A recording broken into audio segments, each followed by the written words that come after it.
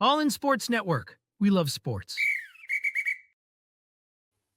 We've got breaking news on this edition of the Chiefs Report, as guess what? Like everybody thought, the Kansas City Chiefs have signed nose tackle Mike Pennel back here in Kansas City today. We talk about the signing, we talk about the roster move that was made, and everything in between. We've got a live edition and a breaking news edition here on the Chiefs Report by the Rogue Media Sports Network. Welcome here, everybody. I'm Jace Andrews. Whether you're watching live on YouTube, listening on a later date on Apple Music or on Spotify, we appreciate you hanging out with us here, and this is your daily place for Chiefs news. Let's talk about this Mike Pennel signing, everybody, because it is now official. However, we're going to go a little bit of a backtrack and start with last night's report in which Jordan Schultz came out and said that the Kansas City Chiefs were working out Mike Pennel. He was requested and granted his release from the Cincinnati Bengals just a couple days ago. Worked out with the Chiefs last night, and everybody kind of expected that this was going to happen, that the signing was pretty much imminent after that part. And well, pretty much instantaneously this morning, we got the official notice from the Kansas City Chiefs account that they have officially signed the nose tackle Mike Pennel and have waived defensive end Malik Herring. We'll talk about Malik Herring a little bit, but want to talk about why this signing is so huge. And I think you first have to start with the injury issues the Chiefs have had at their defensive line position and how really easy of a move this was made. I mean, I can't believe the Bengals didn't even try to trade Mike Pennel. I know he asked for his release. I understand that there are stuff that we can't see, from inside the organization. But at the same time, it felt like the Chiefs were going to trade for Mike Pennel. And whether they got a 7th-round pick, I mean, it could have been the smallest trade there ever was. But guess what? The Bengals still would have got something out of it.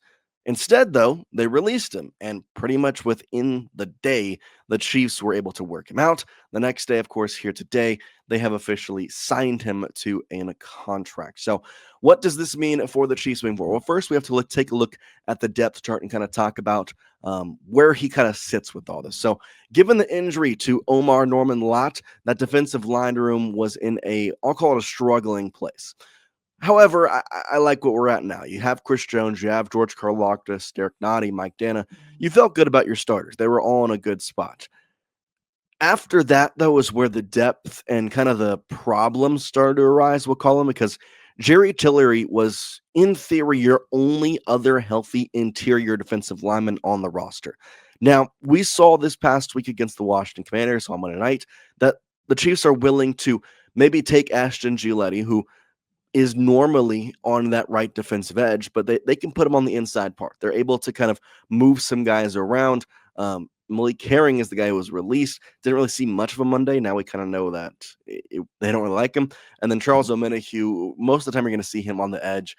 He's just not going to be a guy you're going to shift over to the interior defensive line. Given the nose tackle designation of Mike Pennel, the familiarity of not only this team, but this defense. I mean, Coach Spags was here when Mike Pennel was. So Mike Pennel coming back to a all too familiar defensive scheme, an all too familiar defensive coordinator, an all too familiar coach. I mean, he was here in 2023. So this was not like a long time removed from the Kansas City Chiefs. This is something that he comes back and hopefully is able to perform. And I think it's something to talk about that this is now the third year in a row or second year in a row the Chiefs have been able to have a guy who, formerly played for them. I'm talking about Kareem Hunt in this instance, but a guy who formerly played for him, and then, he gets released, he gets cut, whatever. The Chiefs sign him back, and he looks fantastic. And Mike Pennel, I think, is the next case of that, because people want to call it Chiefs magic, people want to call it whatever. I call it good coaching. I call it the Chiefs know what to do with certain players.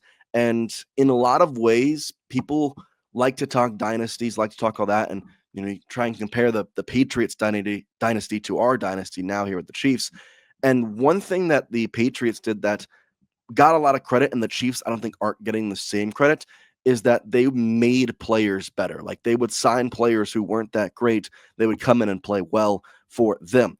The Chiefs are doing that same exact thing. What was Juju Smith-Schuster going and doing 2 years ago? Like, let's be honest with ourselves.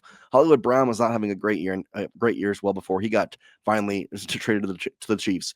I understand there is other instances where the people have come on to Kansas City, not played well. I get that, but they have made players who, whether they haven't worked out on other teams or not done well, they've made them better with your squad. And I credit that all to the coaches. I really do. I look at both the defensive coordinator of Coach Spags and kind of come in here. You talk about Coach Reed and what he's been able to do, how he's been able to year after year formulate this team in the right way. And Mike Pennel, a guy who we're all too familiar with, comes in and I think he'll make an impact right away. Kind of looking at his stats this year, he appeared in pretty much every game for the Cincinnati Bengals thus far this season. He had 15 total tackles, just 4 of them were solo. No sacks. He had 1.5 stuffs. Really nothing crazy for Mike Pennel. But again, the point that I was just trying to make kind of leading up to this is that he's been a journeyman. He played 2 years with the Chiefs in 2019 and 2020. Obviously was here with the Chiefs last year in 2024, in which he played in 17 games, had 25 total tackles, 10 solo, 3 sacks. The only year that he's had more than 1 sack was with the Chiefs just last year. So got a good contract with the Bengals, went around him, and he's played for the Packers, the Jets, the Chiefs, the Falcons, the Bears, the Bengals, and now back with the Chiefs. So been kind of a journeyman, but his best season has been with the Chiefs. I mean, you want to go back to maybe even his second best season. He played in 14 games in 2020, looked pretty good with 29 total tackles. So the big thing for me here is depth, and that the best part about this signing is you're not going to have to ask him to be this top tier guy. You're not going to have to say, "Oh, we traded for you. We gave up a pick for you. We need you to do this." Like, in all reality, this is literally just a free signing. Like, that's what this is. It's a free, hey, take this gift, is what the Bengals just did. They said, here, you want this guy? We know you do. We're going to release him because he asked for his release. Y'all are going to pick him up. I mean, it was just apparently obvious. Do want to talk a little bit about Malik Herring. Um, he never really impressed me. I think that's what I start with here. He's been in the league for 5 seasons. Every single one of those have been with the Chiefs. He has only appeared in 3 seasons, though. This year, he's only had stats on 3 seasons. He's appeared in all years, but this year he's appeared in 2 different games for the Chiefs, that being the New York Giants game and the Baltimore Ravens game. In those games, he recorded no stats, nothing. His PFF grade in these times were pretty downright bad. And as a defensive end, when you're looking for interior defensive linemen and you like the odds of Charles Omenihu over you and other players on that defensive inside, Malik Herring, it just didn't make sense for the Chiefs to keep him on. And especially when you're looking at adding a defensive lineman, you're probably going to release or cut a defensive lineman. That's exactly what the Chiefs did, which kind of goes back to a later or earlier signing. If you remember when Omar Norman Lott was placed on injured reserve, it was, funny enough, a cornerback that the Chiefs pulled up off the practice squad. He's yet to play. But either way, the point being is that the Chiefs feel like they always have a plan.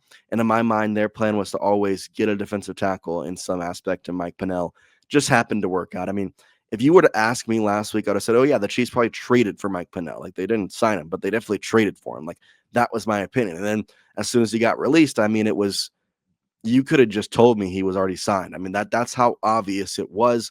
They make the official move today. Couple of things I do want to talk about here with it. Chris Jones was asked today. This was before the signing, by the way, just as a prerequisite to that. But he was asked today at media kind of why they should bring back Mike Pennel, and he publicly said he wanted them to bring back Mike Pennel, citing how important he was for the locker room and that he is excited for it to happen.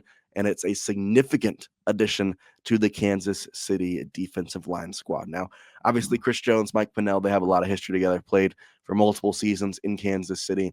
And now these two are going to be back on the same defensive line together inside the interior of that defensive line. When you have a guy like Chris Jones, who is arguably one of, if not the best interior defensive lineman in the entire NFL, praising a player who is also going to be in that interior part of the line with him, you know that is going to be a good situation. You know that is going to be a good player to grab, because guess what? You know what that probably means? Probably means that Mike Pennel makes Chris Jones's job easier.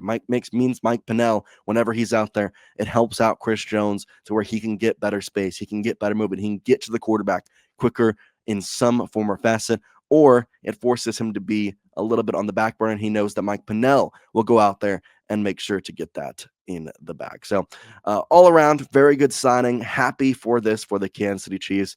I think everybody should be happy for a lot of different reasons. You fix your interior defensive line issue with a depth piece that was free. I mean, legitimately, it was free. And I talk so much about how the starters are so good that you don't really need to go out there and sign somebody who could be a starter. Just need to get some depth pieces. And I'd argue that Mike Pennel could be a starter. He really could be, and he's a depth piece. And that's just the way the Chiefs have kind of gotten the dice to roll over the past however many years now. Is things like this tend to go the Chiefs' way. And I would be reminiscent to say that I really do believe that Mike Pennel is going to come in here, and whether it be now, whether it be later, whether it be in the playoffs, I truly do believe Mike Pennel will make an important impact in some sort of game, in some sort of fashion. And I'm very excited to see when that does happen, how that happens, and everything in between.